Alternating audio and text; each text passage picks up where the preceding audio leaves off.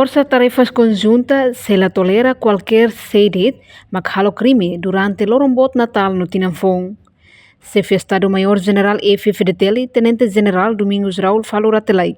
Informa para jornalista Sira, foi em abertura seminário faz experiência e a família militar nelarang, sexta-feira loron san loresensia fulan dezembro né. Sem fadehan, Timor e a força-tarefa conjunta, também, minha parte se la tolera basedet makhalo crime, no banhira e crime makasehetan sensão. É que está a força conjunta tarefa meteorologia, operações, defensiva operacional, independente operacional, prevenção,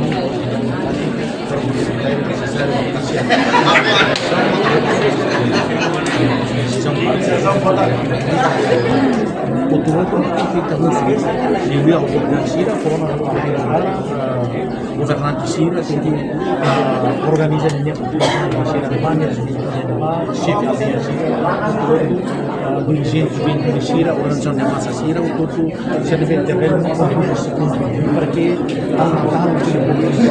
a no mundo contém e trabalhar problema ao ter saneamento cultura nem tem que fazer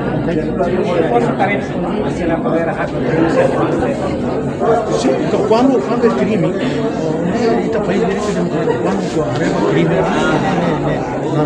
o arreba ameaça minha ato ameaça uma insegurança na estabilidade da EMA no família no comunidade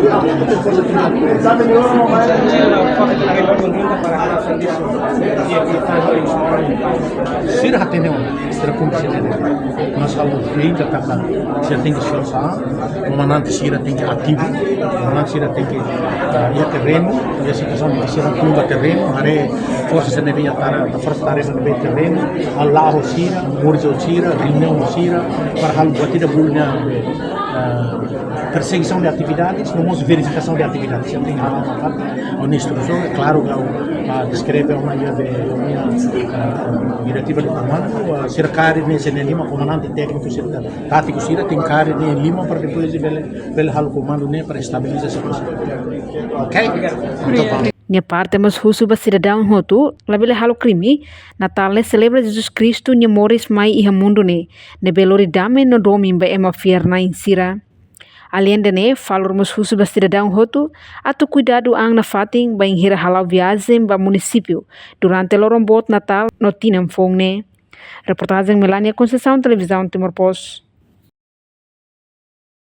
Janela informação ba ema hotu, atu tem informação atual dia clio, kita haluha, hane botão subscribe, like, halo comentário no fahe tutang ba media sosial hotu.